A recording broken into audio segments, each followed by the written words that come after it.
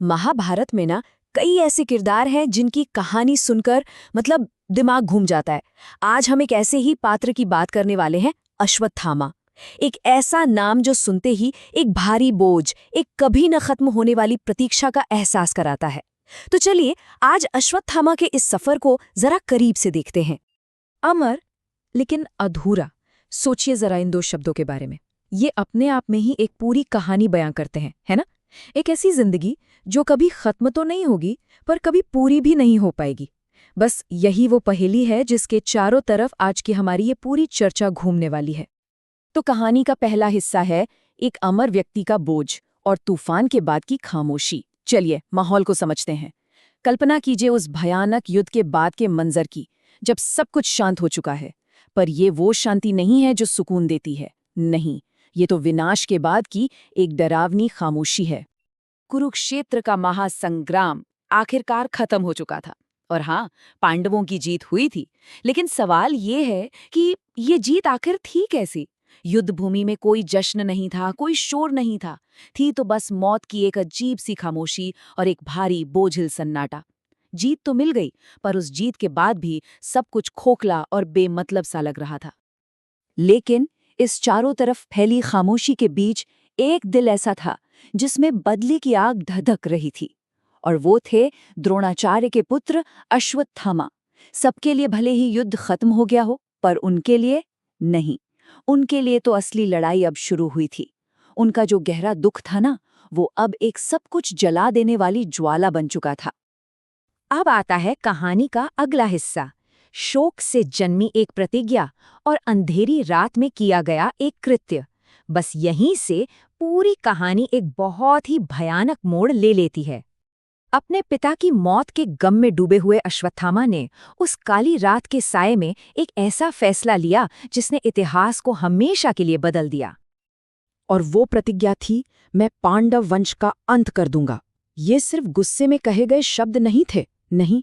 इन शब्दों के पीछे न्याय की एक ऐसी टेढ़ी मेढ़ी सोच थी जो उन्हें सीधे तबाही के रास्ते पर ले जा रही थी। और अब जो हुआ वो महाभारत की सबसे दुखद घटनाओं में से एक है। देखिए हुआ क्या। सब कुछ शुरू हुआ एक प्रतिज्ञा से, पांडव वंश को खत्म कर देना है।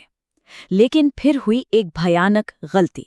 अंधेरे में अश्वत्थामा ने द्रौपदी के 5 सोते हुए बेटों को ही पांडव भाई समझ लिया, और इसी गलतफहमी का नतीजा एक ऐसा पाप था जिसे कभी माफ नहीं किया जा सकता।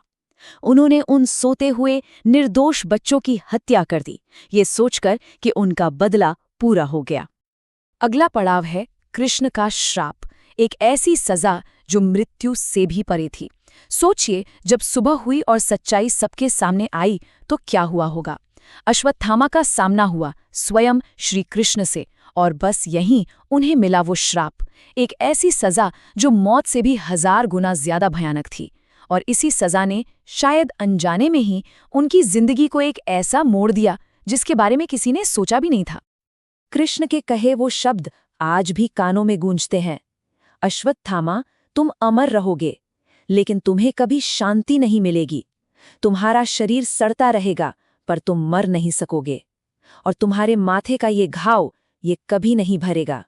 ये सिर्फ एक श्राप नहीं था, ये तो एक कभी न खत्म होने वाले पछताव की शुरुआत थी।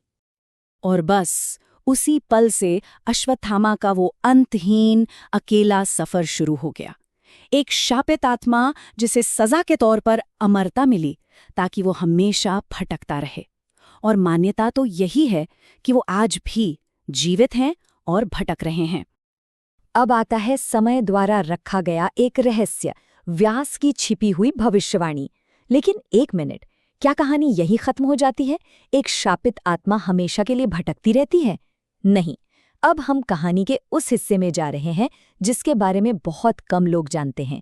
एक ऐसा राज जो महर्षि वेदव्यास की एक भविष्यवाणी में सदियों से छिपा हुआ है।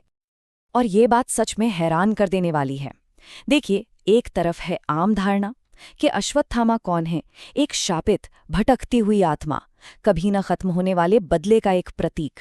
लेकिन दूसरी तरफ एक छिपा हुआ सच भी है, और वो सच ये है कि यही अश्वत्थामा एक नए युग के भविष्य के गुरु बनेंगे, पवित्र ज्ञान के वाहक बनेंगे। तो आखिर ये भविष्यवाणी है क्या? भविष्यवाणी कहती है कि जब कलयुग का अंत करीब आएगा और भगवान विष्णु के 10वें अवतार कल्कि इस धरती पर आएंगे, तब यही अश्वत्थामा हजारों साल का अपना प्रायश्चित पूरा करके स्वयं कल्कि को ब्रह्मास्त्र का ज्ञान देंगे। सोचिए जरा इस बारे में। और यहीं हम पहुंचते हैं कहानी के सबसे गहरे हिस्से पर, प्रायश्चित और भविष्यवाणी, यानी एक रूपांतरित श्राप। तो अब इस पूरी कहानी को एक बिल्कुल नए नजरिए से देखने की जरूरत है। उनका जो श्राप था वो सिर्फ एक सजा नहीं था, बल्कि वो एक बड़े मकसद के लिए की जाने वाली एक लंबी तैयारी थी। ये एक श्राप का बदलना था, उसका ट्रांसफॉर्मेशन था। एक कहानी जो एक भयानक पाप से शुरू हुई, वो एक महान उद्देश्य पर आकर खत्म होती है। तो फिर इस पूरी कहानी से हमें सीखने को क्या मिलता है? सार क्या है इसका? देखिए, सबसे पहली और सबसे जरूरी बात तो यह है कि एक श्राप भी वरदान बन सकता है। शर्त बस इतनी है कि इंसान अपने किए हुए गुनाह को मान ले और प्रायश्चित की आग में खुद को तपाए। दूसरी बात, जो कभी विनाश की वजह बना था, वही आने वाले समय में धर्म को फिर से स्थापित करने का जरिया बनेगा।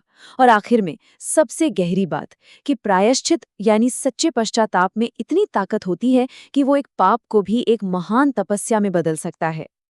तो आखिर में एक गहरा सवाल मन में उठता है। क्या ऐसा हो सकता है कि कभी-कभी एक श्राप किसी वरदान तक पहुंचने का सबसे लंबा, सबसे मुश्किल रास्ता हो? इस पर सोचिएगा जरूर।